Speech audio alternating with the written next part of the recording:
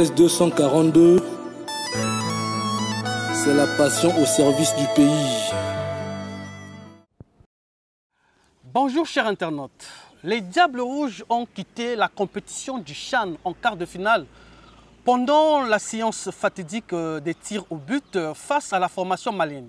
En tenant compte du contexte actuel impacté par la pandémie à coronavirus, certains Congolais pensent que les Diables Rouges ont eu un parcours élogieux, pour ne pas dire encourageant. Pour d'autres, comme disent les Italiens, les Diables Rouges ont fait una brutta figura.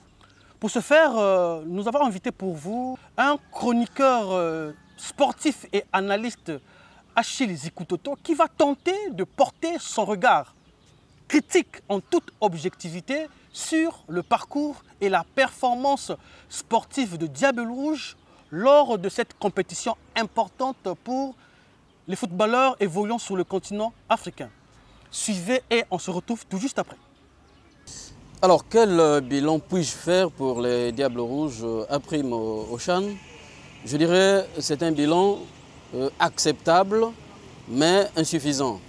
Acceptable lorsqu'on prend en compte toutes les raisons qui sont liées à la Covid-19, avec une équipe qui est allée à ce CHAN-là sans championnat national qui était arrêté depuis une année. En ce moment, ce qu'ils ont fait, ce parcours qui a satisfait plus d'un Congolais, peut être, à mon avis, acceptable. Mais tout de même, s'arrêter en quart de finale, c'est quand même insuffisant pour une équipe, parce que le coach Barthélémy Gatsono avait projeté la demi-finale comme l'étape que cette équipe devait franchir, parce qu'en 2018, elle s'est arrêtée en quart de finale et l'entraîneur pensait bien que son équipe pouvait aller au moins jusqu'en demi-finale. C'est un parcours qui a satisfait plus d'un Congolais, parce que le football qu'ils ont développé a surpris justement les supporters congolais. Mais pour nous autres observateurs, je pense que c'est finalement un parcours qui est mi-figue, mi-raisin. Ce qui a manqué à cette équipe des Diables Rouges, c'est un manque de constance. Parce qu'en début de compétition, on a vu une équipe des Diables Rouges qui, lors de son premier match contre la RDC, a presque titillé cette équipe des Léopards à prime, mais qui finalement a flanché et a finalement perdu ce match. Lors de son match contre le Niger, ils commencent très bien leur match, très fort, mais malheureusement, le manque de constance de cette équipe-là l'a finalement rattrapé pour faire un match nul d'un but partout. On a vu contre finalement la Libye, cette équipe-là gravir un palier psychologique en réussissant finalement à éliminer cette équipe. Mais lorsqu'on voit ce manque de constance de cette équipe qui commence bien les matchs, mais qui les termine souvent dramatiquement, je pense que les raisons sont le manque justement de compétition, le manque de compétition et surtout ce manque de niaque des Diables Rouges lors justement des ultimes minutes des matchs. On va un peu parler aussi hein, du ministre des Sports qui a été au four et au moulin. D'abord sur les Diables Rouges champions d'Afrique 72. Je pense que ça a été quand même un apport psychologique important, parce que ces Diables Rouges nous ont surpris au moment où ils étaient vraiment critiqués. On a senti ces Diables Rouges aller chercher vraiment au fond de leur trip, justement pour, par exemple, arriver à bout de l'équipe de la Libye. Donc, même si je pense que c'est quelque chose qui devait se faire dans la continuité, parce que le soutien moral des anciens est toujours important pour les plus jeunes, eux qui ont gagné la CAN au Cameroun. Et concernant justement vraiment ce soutien du ministre des Sports, il faut dire que je pense que le ministre des Sports a voulu corriger peut-être ce qui s'était passé en 2018 pour rappeler à ceux qui nous suivent qu'en 2018, les Diables Rouges ont eu des problèmes de primes qui étaient boudés par les joueurs. Et là, le ministre des Sports est allé mais pas les mains vides, avec des promesses concrètes, des primes qui seraient doublées, peut-être même triplées. Et donc, c'est quelque chose qui doit être consolidé certainement dans les prochaines compétitions, même si je pense que le plus grand accompagnement serait peut-être pendant la préparation, parce que les Diables Rouges ne jouaient pas leur championnat et la préparation, on va dire, a été plus ou moins tronquée parce qu'ils ont eu juste 2 matchs.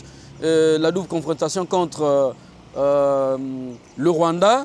Et c'est donc un bel apport que je souhaite qu'il soit pérennisé lors des prochaines compétitions. Alors, le niveau du football congolais, est-ce que finalement, lorsqu'on voit le parcours de cette équipe-là, on peut aujourd'hui affirmer que le niveau du championnat national est acceptable? Je dis non. Je dis non parce que nous avons un championnat national qui est encore amateur, où la configuration même de ce championnat laisse encore à désirer. On sait aujourd'hui que les équipes congolaises sont encore gérées par les poches de leurs dirigeants, ce qui n'attire pas peut-être les annonceurs. Et puis au niveau, on va dire, un peu technique de ce championnat, le talent des joueurs, on peut dire qu'il est là, mais peut-être qu'il manque aussi un peu de rigueur tactique et technique, parce que lorsqu'on voit cette équipe qui commence bien les matchs, mais qui les termine quelquefois difficilement, on peut se poser les questions sur le niveau de ce championnat. Mais force est quand même de constater que la Fédération congolaise de football est en train de faire beaucoup d'efforts. Là récemment, il venait de signer un accord de partenariat, par exemple avec la Fédération saoudienne de football, pour des échanges d'abord au niveau de l'équipe nationale, mais également dans la formation, et le même contrat aussi avait été signé avec la Fédération congolaise de football, qui accompagnera désormais cette fédération dans la formation des jeunes, dans le football féminin. C'est donc dire que c'est un championnat qui est encore perfectible, mais qui peut bien faire justement avec la volonté justement de la Fédération congolaise de football, qui est dans cette option d'aller vers le semi-professionnalisme. Alors, aujourd'hui, qu'est-ce qu'il faut faire justement pour rehausser le niveau du football congolais?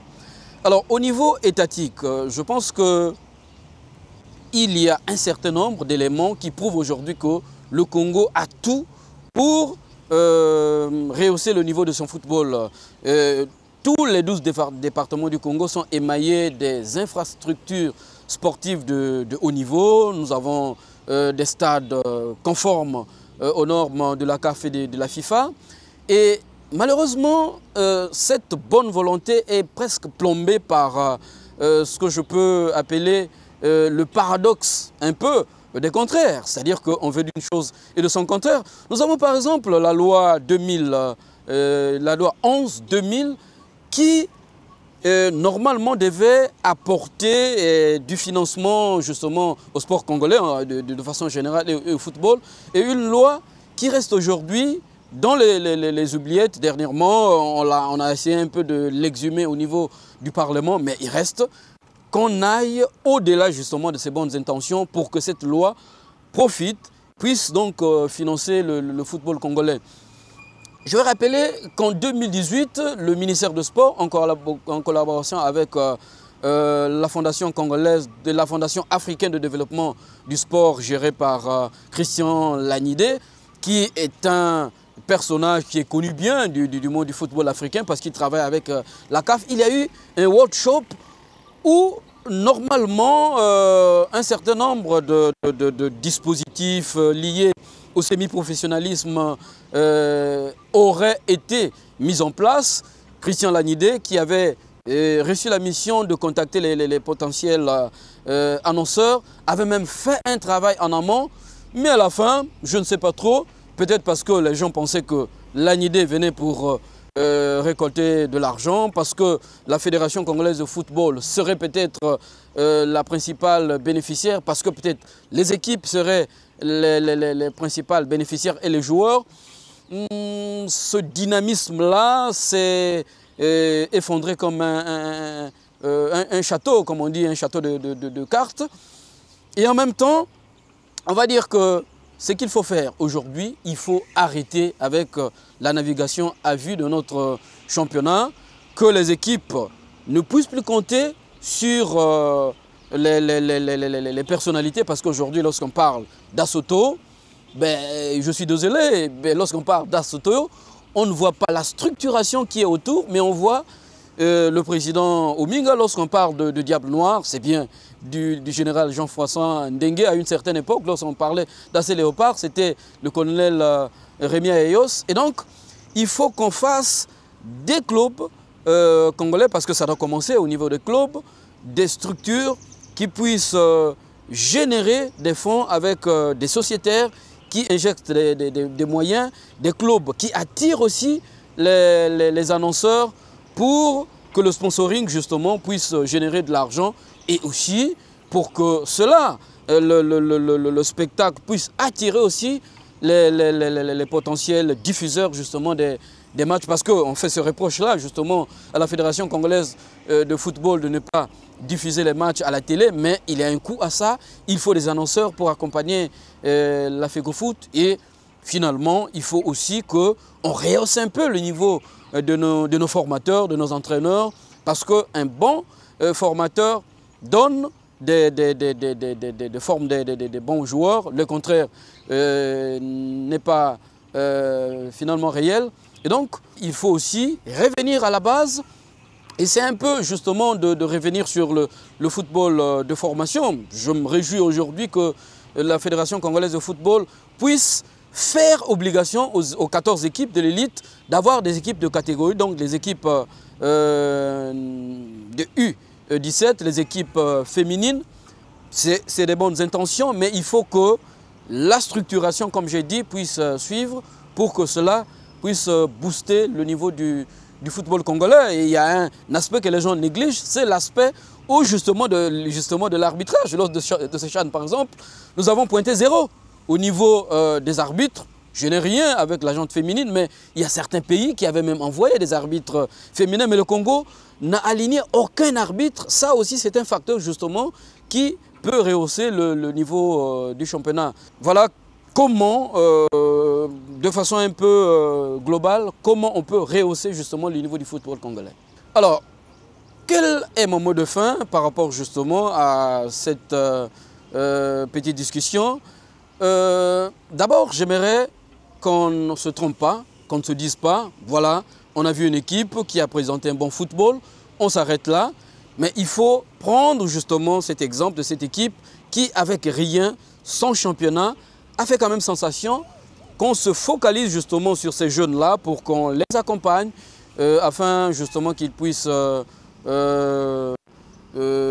donner au Congo justement une équipe nationale digne de ce nom, parce que nous avons une équipe nationale, on va le dire clairement, qui est constituée des mercenaires, c'est-à-dire des joueurs qui viennent de l'étranger. Ce sont des Congolais, mais c'est des joueurs qui, à mon avis, ne viennent pas avec le même état d'esprit avec les locaux qui viennent finalement pour titiller un peu ceux qui viennent au niveau de l'extérieur.